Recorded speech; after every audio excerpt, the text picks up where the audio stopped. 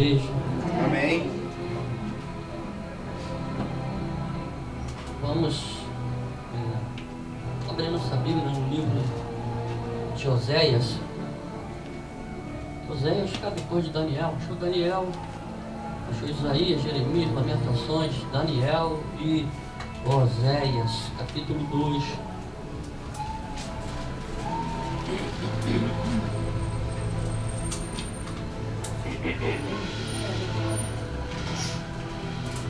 Oséias, capítulo de número 2, o verso 14.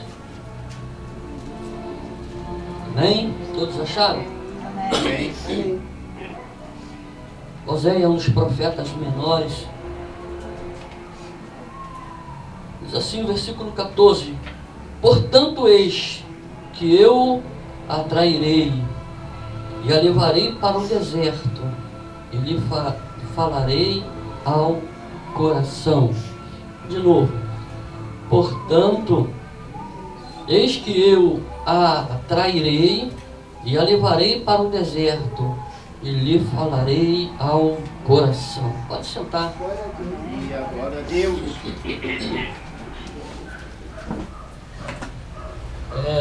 Nós porque precisamos passar pelo deserto da vida. Quando a gente aponta para o deserto, a gente aponta por adversidade. Quando se fala, mano, estou no deserto, nós estamos vivendo um momento de adversidade. Por que Deus fala para Oséias: eu te atrairei ao deserto e falarei contigo? Por que precisamos passar? Nós vamos entender que o deserto não é para nos arrebentar. O deserto não é porque Deus gosta de ver o povo sofrer, sofre. Eu quero ver vocês se rastejando, sofre. Eu quero ver vocês me implorando. Não, Deus não é sádico, ainda disso. Mas quando Ele nos atrai ao deserto, é porque Ele tem alguma coisa para nós. Nós vamos ver pela Bíblia, né? Nós vamos ver pela Bíblia. Então Ele chama a um momento da vida de Oséias e diz: eu lhe atrairei ao deserto e falarei contigo, falarei ao teu coração. Por que passamos pelo deserto da vida? A gente olha crentes fiéis, crentes, sabe? O pior deserto, irmão, é aquele que a gente pega com a mão. Deus não tem compromisso com esse deserto. Porque tudo aquilo que Deus vai fazer pra gente, tudo aquilo que a gente vai fazer, Deus, Ele nos avisa, ó, não faz. Por exemplo, vou dar um exemplo aqui. Estou apaixonado por um rapaz ou por uma moça e Deus fala: ó, não casa, não é de mim. E se eu caso, eu estou entrando no deserto com meus pés. Aí Deus, esse deserto é difícil sair. Mas quando é um deserto que Deus te atrai, me atrai para o deserto, porque vem coisa boa para a nossa vida, amém? Vamos ver isso pela Bíblia. Glória a Deus. Primeiro, deserto se fala de solidão. Primeiro passo, deserto se fala de solidão. Solidão fala de a sós com Deus. Eu vou estar dando exemplo aqui de Moisés. Moisés foi criado no Egito, né, com todas as regalias, com tudo de bom, tudo bom e do melhor. Moisés não ouviu falar, mas não conhecia Deus profundamente. Só que Deus, Ele tinha uma obra na vida de Moisés. E Moisés, nada de parar para ouvir Deus. Há momento da nossa vida assim, Deus falou assim: eu preciso fazer alguma coisa. Moisés, ele vai visitar o seu povo. Lá ele vê um hebreu sendo castigado pelo egípcio. Ele mata o hebreu na briga. E Deus leva ele para o deserto de Midian. No deserto de Midian ele ficou 40 anos. O deserto é uma escola de Deus. Moisés, ele não tinha tempo. A vida dele, Deus queria uma intimidade, uma sós com Moisés. Deus atrai Moisés para o deserto de Midian. Lá Deus deu a ele uma esposa, ele casou, teve filho. Mas a vida de Moisés era uma vida de solidão. tirando a esposa, os filhos. Era uma vida diferente que ele levou no Egito. Então, para que Deus nos atrai no deserto? Para que venhamos ficar a sós com Deus. Tem momento, irmão, que a gente não para, é o trabalho, é casa, é isso, é aquilo. Em momento Deus quer uma intimidade. Só levando para o deserto. Só levando para o deserto. E às vezes para o deserto, poxa, ninguém me visita, o irmão não me visita. Poxa, nem o pastor veio aqui. Pô, estou me sentindo tão sozinho. É o momento que você vai ter uma palestra com Deus e Deus com você. Moisés ficou 40 anos, Deus preparou ele. Depois de 40 anos, no deserto, Deus já tinha um chamado com ele. Aí, Deus falou de 40 anos, Deus chegou, ajeitou Moisés, olhou. Você está pronto, Moisés? Agora eu vou te dar uma obra muito grande, muito profunda na tua mão. Moisés teve que aprender no deserto a lidar com rebanho, a lidar com ovelha, porque Deus tinha uma obra grande na vida de Moisés. E às vezes na nossa vida também é assim. Deus quer, obrigado, Deus quer uma intimidade maior, porque a vida é corrida, irmão. É ali, é cá, é trabalho, chega em casa e às vezes não dá tempo de dobrar joelho, às vezes não tem um tempo. Eu não estou falando de oração de água com açúcar, eu estou falando de entrar na presença de Deus, você e Deus, se invocar a presença de Deus, sabe, clamar a Deus, falar com Deus. Eu não estou falando daquela oração que você dobra o joelho ali, Senhor Deus, Deus abençoa, amém, 20 minutos você acabou a sua oração. É o momento que Deus começa a se arrumar no trono para te ouvir. Já acabou, meu filho? Eu quero falar com você, eu quero ter uma palestra com você. E quando nós entramos num deserto que Deus nos convida a falar o nosso coração, aí a gente vai começar a entender o que Deus quer na nossa vida. Então, primeiro, deserto aponta para a solidão. Já aconteceu comigo, com alguns irmãos, sabe, de você não ter uma visita, não tem um irmão, não tem nada. Poxa, o pastor não veio na minha casa, porque Deus quer ter uma palestra com você. Deus quer estar sós com você. Kimberly, Deus quer estar sós com você. Sabe, aquele momento de você, não é só, é todos nós que estamos aqui, é de entrar na presença de Deus, a vera, de verdade, de buscar. Deus quer. E às vezes, irmãos, eu fui trabalhar ontem. Eu fui para render um colega ontem, fiquei à noite, eu amanheci lá, fiquei até a hora agora, 6 horas da tarde. É o momento que eu entro na presença de Deus, ninguém bate. Não chegou uma alma lá, desde ontem. Chegou agora, era 4 horas da tarde, 4 e pouca. 2 carreteiros lá que bateu lá para pegar uma saída. E a gente fica com papel para sair do condomínio, tem que ter uma saída, né? E o carimbo da firma para eles poderem sair. Mas fiquei sozinho com Deus, sabe? Falando com Deus, clamando, sabe? Entrando na presença de Deus, sabe? Entregando a vida de cada um na mão de Deus, entregando essa obra na mão de Deus, falando, Deus, Senhor, o que o Senhor quer de mim? Às vezes nós precisamos, irmão, nós chegamos num deserto da vida, e esse deserto não é para nos arrebentar, é para que nós venhamos ter uma intimidade com Deus. Existem 3 tipos de povos na terra: os que não conhecem a Deus, os que já ouviu e conhecem a Deus, e os que têm intimidade com Deus. Moisés, ele pega uma intimidade com Deus tão grande, tão tremenda, que quando Moisés sobe 40 dias e fica no monte, e Arão faz o bezerro de ouro, deve ter passado aí na Record isso aí. Quando ele faz o bezerro de ouro, Moisés desce brabo, meu irmão, mais bravo que nenhum. Ele quebra a pedra e tal, ele fala. Só que Deus fala assim, eu vou acabar com esse povo, vou matar esse povo. A intimidade dele era tão grande com Deus que ele falou assim, ó, se o Senhor matar esse povo aqui, risca o meu nome do teu livro. Tu já pensou tu pegar Deus irado, tu fazer isso, tu peitar Deus irado? Tem que ter muita intimidade com Deus. Tem que ter muita intimidade. E quando você cria intimidade com Deus, a tua oração não é peitar. A questão não foi de Moisés disso. Moisés chamou a Deus e falou, Senhor, o Senhor vai matar esse povo. E os egípcios vão dizer que o Senhor matou porque não tem lugar para enfiar esse povo. Ó, quem é o homem para aconselhar Deus? Sabe o que é isso? Intimidade que ele pegou com Deus. Sabe, Deus quer isso, intimidade. Vera, Deus quer intimidade. Mamassa, Deus quer intimidade. Elisângela, Deus quer intimidade. Elias, Deus quer intimidade. Irmão Antônio, Deus quer intimidade. Maurício, Deus quer intimidade. Sabe, Deus não precisa do homem para nada, mas Deus quer uma intimidade. E às vezes Ele nos arrasta para um deserto da vida, para nos trazer essa intimidade. 2. Porque precisamos passar e somos atraídos ao deserto da vida. O deserto, muitas das vezes, aponta para um silêncio de Deus. Não tem coisa pior. Você orar, parece que Deus não está te ouvindo. Você clamar, parece que Deus não está te olhando. Sabe? Deus, que acontece comigo, Deus, o Senhor está me vendo.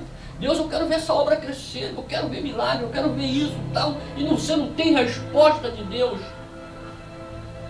O silêncio, ele aponta para um crescimento espiritual. E ele aponta para Deus nos confiar coisas grandes. Eu vou para a vida de José. José foi atraído ao deserto de Deus. Foi vendido pelos irmãos. Foi para a casa de Potifar. Não é fácil você ser traído. O teu pai pensar que você está morto.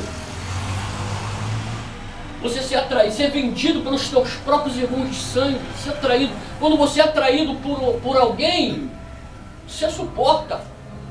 Quando você é traído por parente de sangue, dói mais.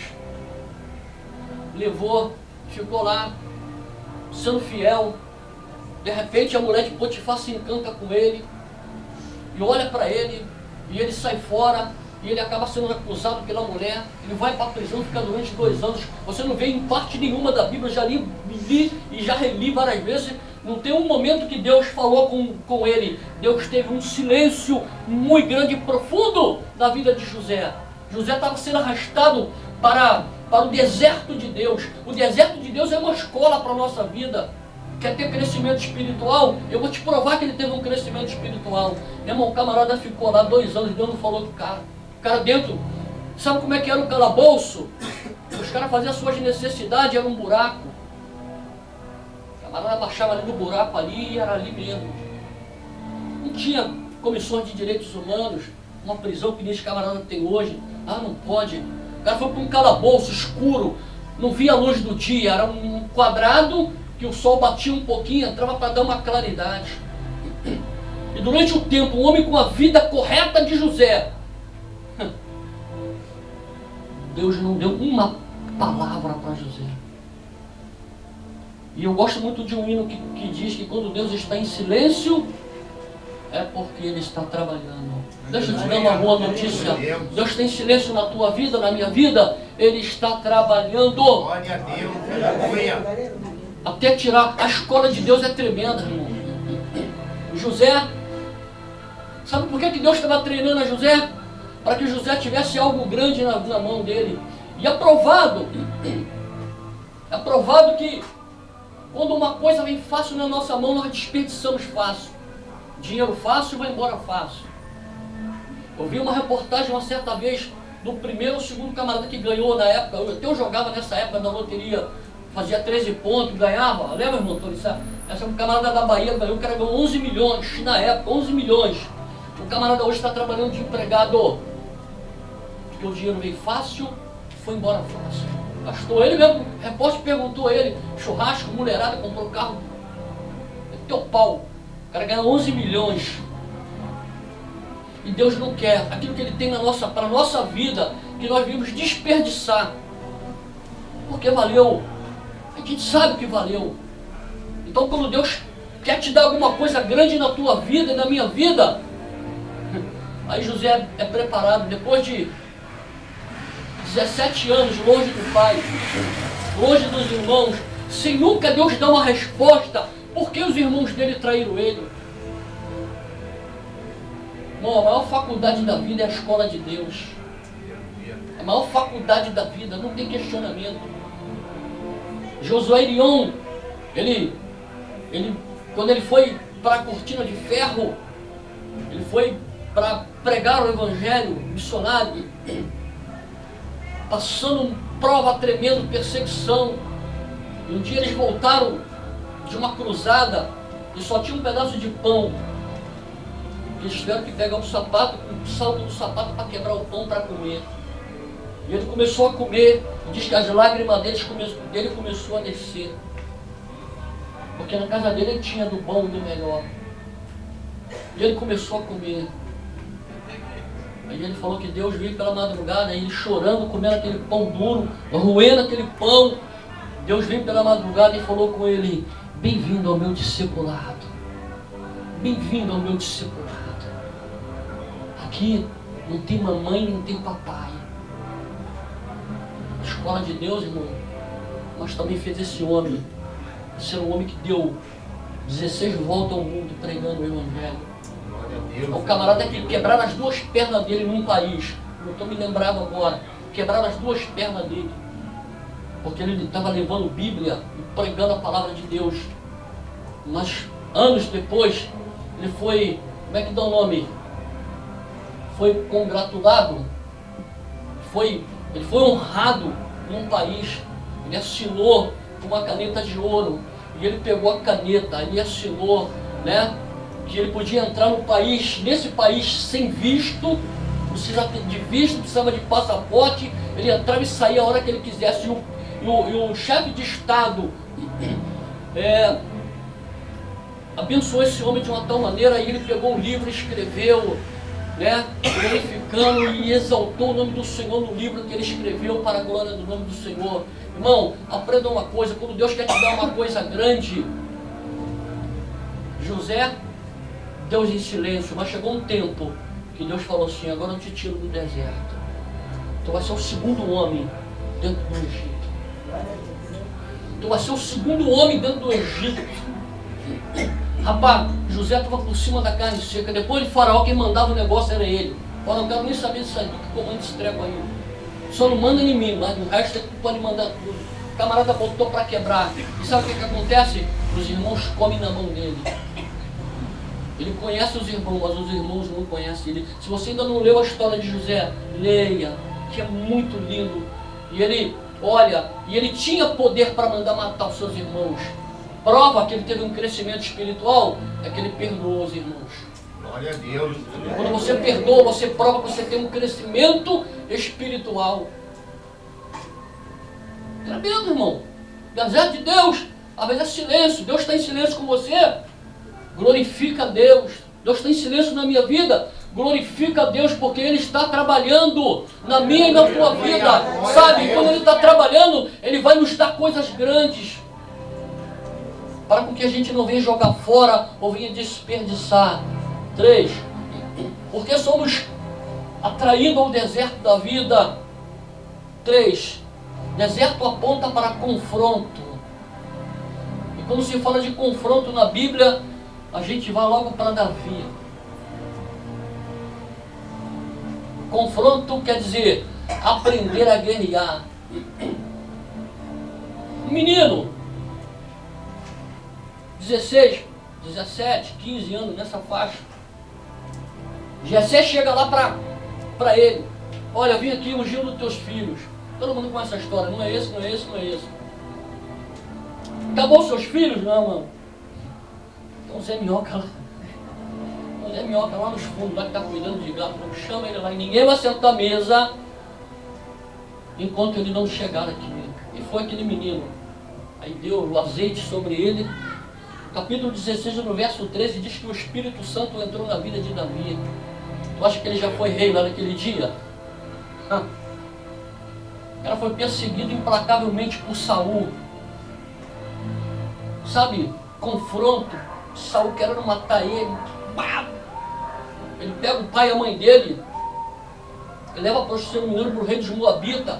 Ó, guarda meu pai e minha mãe aí que eu estou fugindo. O cara não parava em lugar nenhum, porque Saul queria o sangue dele, queria acabar com ele. Sabe o que Deus estava fazendo, permitindo, Lenice? Deus estava treinando a Davi. Se você pegar na Bíblia, Davi é o rei mais vitorioso em guerra e peleja. Porque nos lugares onde ele corria de Saul, as cavernas, monte, vale, todos os lugares, Deus deu muita vitória a Davi com o seu exército, porque ele fugia e se escondia de Saul. Confronto.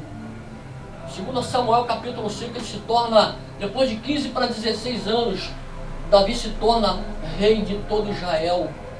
Para você ter uma ideia que Davi, quando ele pergunta, o que fará o rei se vencer esse gigante? Ah, não vai ficar livre de imposto, não vai pagar mais INPS, não vai pagar mais PVA, não vai pagar mais nada. E ainda vai casar com a filha do rei. E ele fala assim, quem sou eu, um homem pobre, olha o que ele fala, um homem pobre para ser genro do rei. Segunda Crônica 29, Davi morre, irmão Antônio, com uma velhice extremamente rico. Extremamente rico. Homem de peleja, homem de...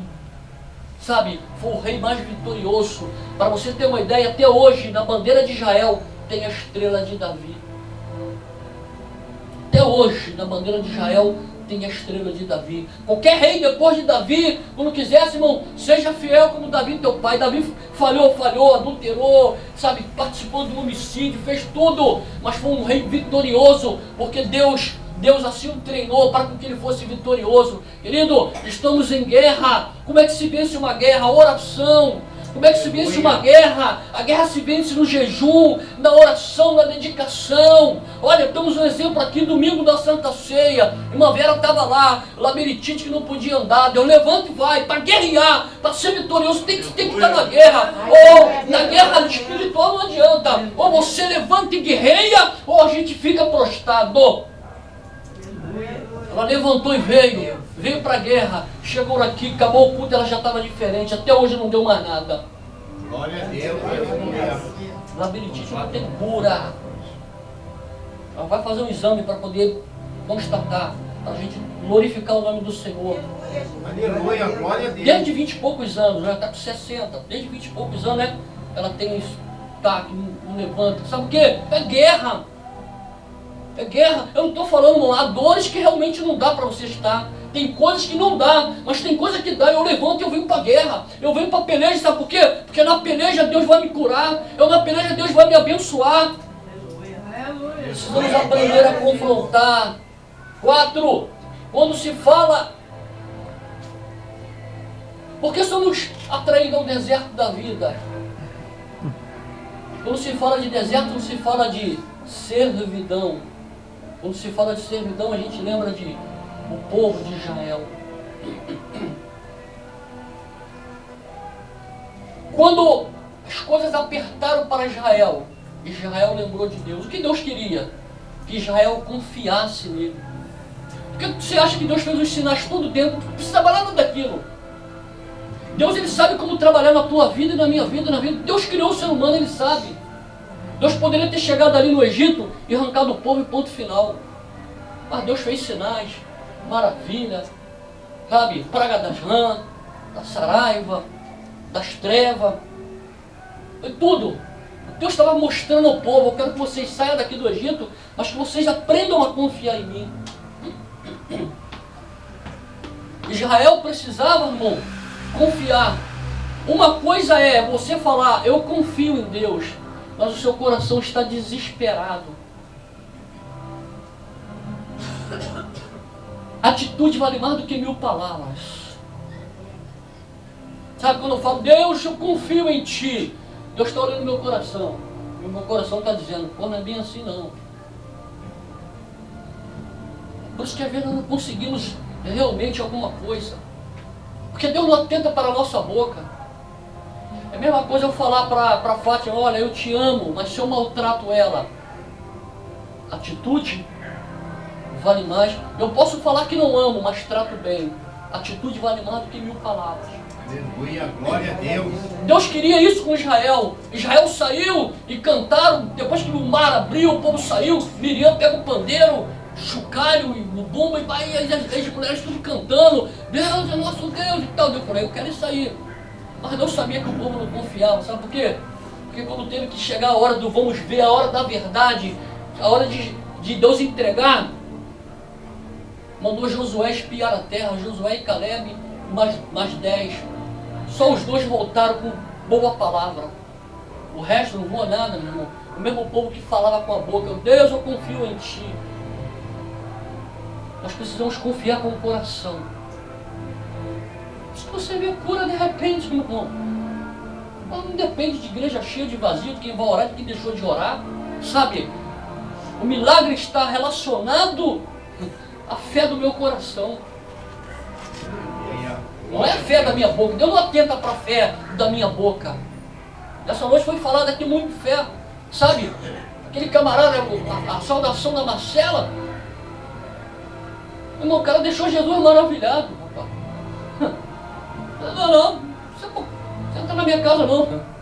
Não, eu sou digno de entrar na minha casa não. Eu quero que o Senhor deixe uma palavra, que eu sei que meu servo vai ficar curado. Caramba, que maravilha! Olha aí, Israel, o homem era romano. Ele não era discípulo de Jesus, não andava com Jesus, mas o camarada teve uma fé, Jesus ficou maravilhado, que aquele cara creu. Aquele cara sabe o que era a autoridade. Jesus não tem autoridade para a doença. Eu quero só uma palavra tua só. Jesus ficou animado, ficou feliz com aquele homem. Sabe por quê? É o que Deus queria com o povo de Israel. Porque muitos ficaram no deserto. Porque muitos morreram no deserto. Porque falaram que creram de boca, mas não creram de coração. Servidão, a gente lembra de Israel. Quinto, são 8:10, vai dar para a gente terminar. Quinto, porque somos atraídos ao deserto. Olha só, irmão, nenhuma dessas coisas é para nos arrebentar. Porque somos atraídos ao deserto.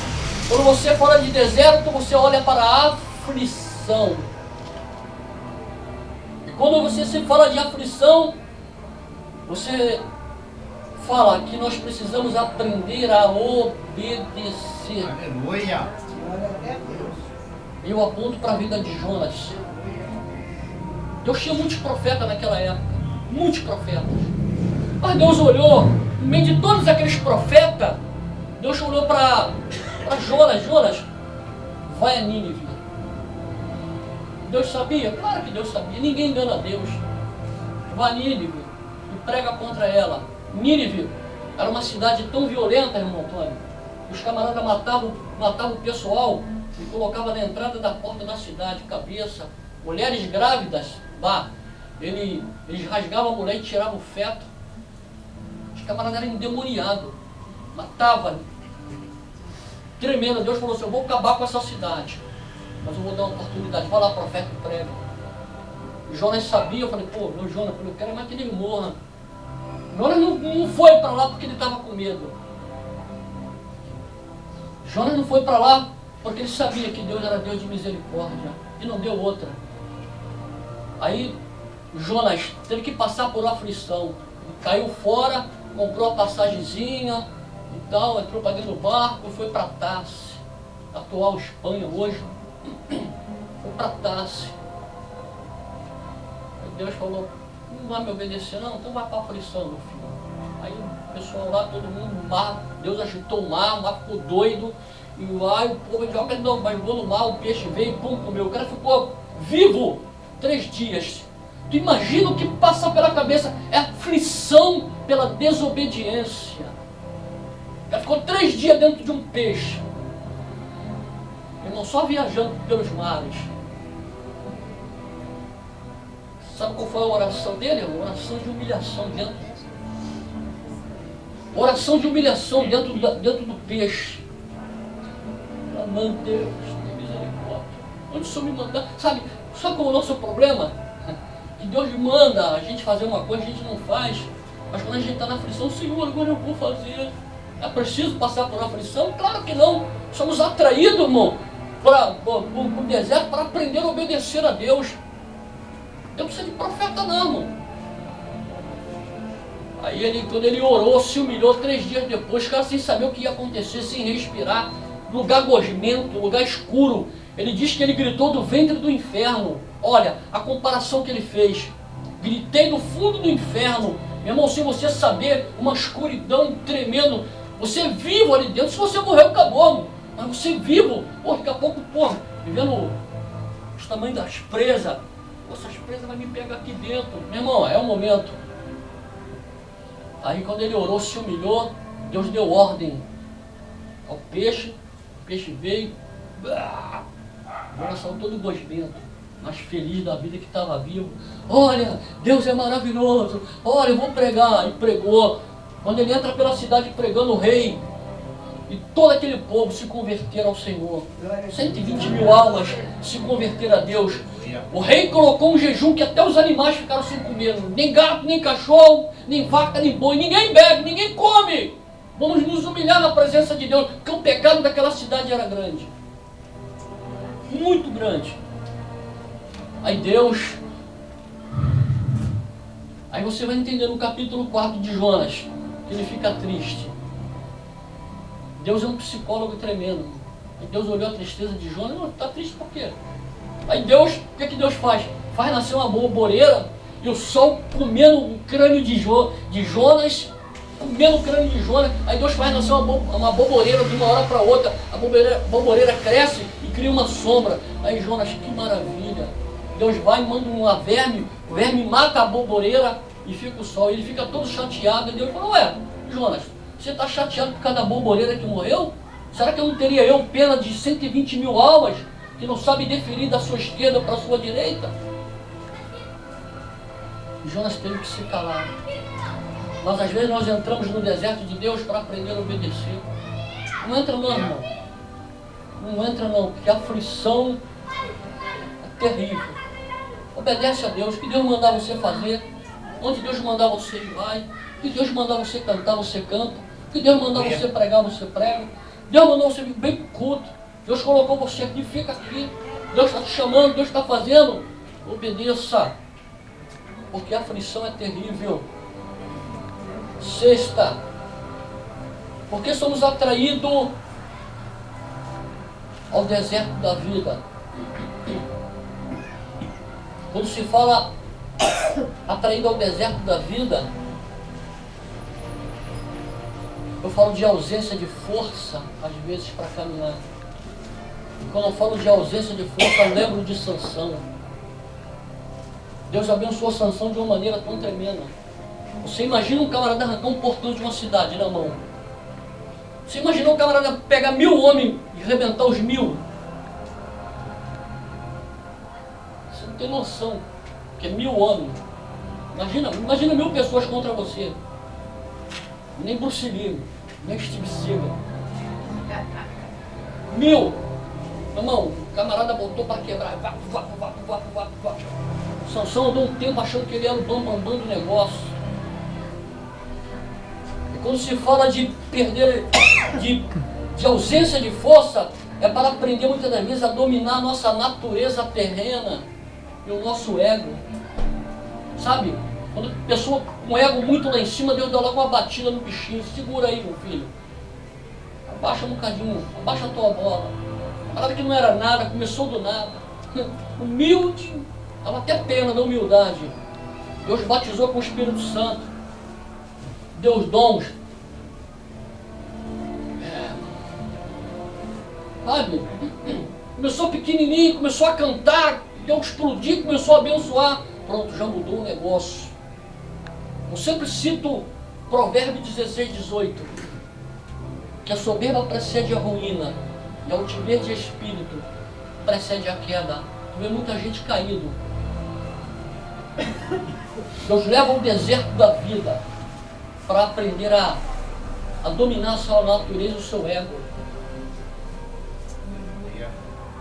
Sabe, hoje nós começamos aqui, poxa, que maravilha, pequenininho. Amanhã Deus dá um igrejão pra gente, uma catedral, Deus é que sabe.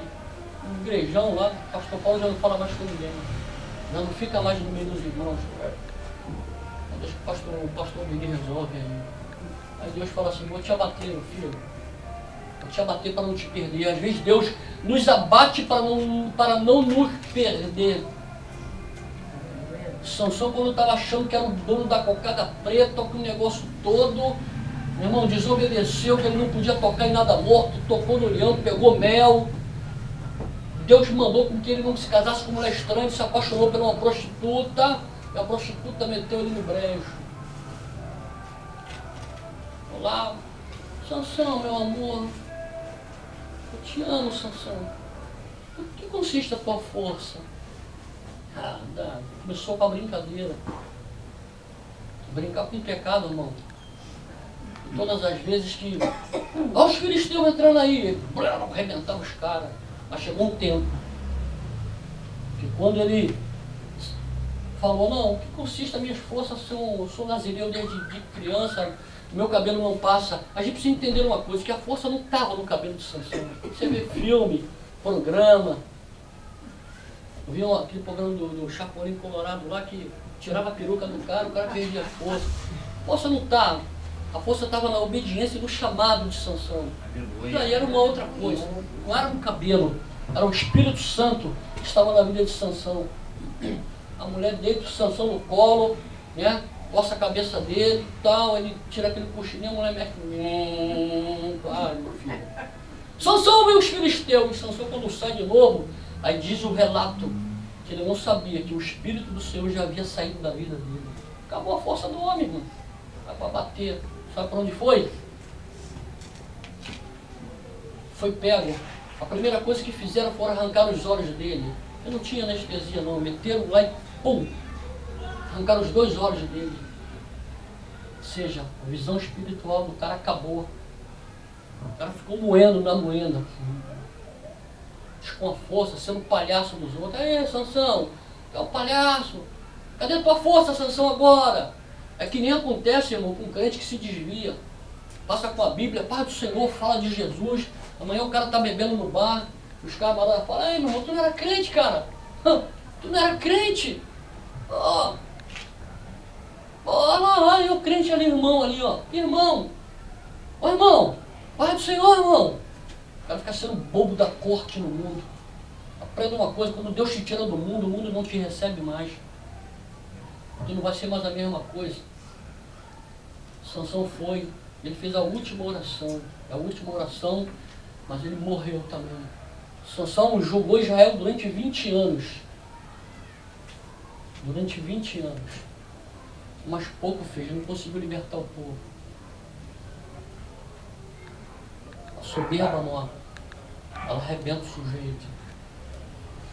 E a última, a 7ª, porque somos atraídos ao deserto da vida. Deserto se fala de prova, de provação. E quando se fala na provação, nós apontamos para Abraão. Abraão. Prova da vida é para que Deus queria que Abraão vivesse na dependência de Deus. Abraão leva 25 anos para ter um filho, 25 anos. Depois de tanta coisa, 25 anos, Deus cumpre a palavra. O menino já estava, menino, grandão já. E Deus fala assim, Abraão, pega teu filho aqui, leva ele aí no monte e sacrifica ele para mim. E Abraão, imediatamente, botou o menino. Abraão tinha uma fé, mas obedeceu. É o que eu falei anterior. Abraão não questionou Deus, não brigou nada, pegou o moleque, acho que o coração dele foi, é claro que não. Pô, deu um filho. Mas Deus viu a fé do Abraão. Aí o pastor Deneta pregou, lá no capítulo 22, versículo 5, ele diz assim, olha, ficam aqui convosco, que eu vou subir com o menino aqui, daqui a pouco a gente vamos adorar e vamos retornar. Abraão estava crendo, não era de boca, ele estava crendo de coração, que Deus poderia até depois da morte ressuscitar o moleque, mas ele ia meter a foice no moleque. Ele ia meter a foice no moleque. Já pensou Deus? Priscila, Marcela, Deus fala assim, Priscila, pega a Manu, leva no monte ali de Virado Estéreo e sacrifica essa menina para mim. Imagina, Lenice, pega a Kimberly, vai ali no Monte Oreb, ali, Mesquita. Qual das duas você quer dar? A Ingrid ou a mais velha ou a mais nova? Ah, vai chamar, a gente não vai. Vamos ali, não, vai você sozinha. Ó, já pensou? Amanhã, pá, Deus te dá o teu bebezinho, Deus fala assim, ô Elias, leva aqui e sacrifica. Por que tu acha que Deus não falou com Sara? Sara vai dizer, não, leva Abraão. Abraão está velho, caduco, leva ele, leva a bezerra, leva o cabrito, leva o empregado. Meu filho não vai levar, não. Mas o negócio de Deus era com Abraão. É viver na dependência de Deus, irmãos. Abraão viveu na dependência de Deus. Viveu na dependência de Deus. Está vendo que o deserto às vezes não é para nos arrebentar, ou é para nos colocar num prumo, ou para nos preparar para nos dar algo grande, sabe? Para nos abençoar de alguma maneira. O deserto de Deus. O pior deserto, para a gente encerrar, o pior deserto é o deserto quando eu pego com a mão. Deus fala, não faz, não vai, não faça. Aí eu temo e vou. Aí eu entro num deserto que só Deus sabe. Abraão chegou lá em cima, foi abençoado grandemente. Abraão viveu na dependência de Deus. Viva na dependência de Deus. Vamos viver na dependência, nós precisamos viver na dependência de Deus. Nesse mundo de violência que nós estamos vivendo, viva na dependência de Deus. Sai de casa, tu ora. Sai para o seu trabalho, você ora. Sabe, isso aí é viver na dependência de Deus. Sai, vai na padaria comprar um pão. Onde a Vera morou, nos 300, se não me engano, ela me corrige. Ela estava, uma menina na padaria, e tinha um morro assim, o caminhão quebrou o eixo lá, o freio, o caminhão desceu. Ele invadiu a padaria, a menina estava comprando pão, o caminhão entrou e não é isso lá nos 300. A padaria arrebentou a padaria, esse caminhão que entrega material. Entrou ali por dentro, arrebentou. Não precisa orar não, mas na padaria. Ora, viva na dependência de Deus. Pode até acontecer de alguém acontecer alguma coisa, mas ninguém vai tocar na nossa vida, na nossa alma. Aprenda a viver na dependência de Deus. Precisamos aprender a viver na dependência de Deus. E Abraão foi extremamente abençoado, pai de nações. Pai de nações. Nós estamos aqui, somos dependentes, somos descendência, estamos aqui pela fé. Sabe, pela promessa que Deus deu na vida de Abraão. É por isso que nós somos os filhos de Abraão pela fé. Então creia nessa noite que Deus tem vitória para a nossa vida. Creia que Deus tem algo bom para a nossa vida, no nome de Jesus.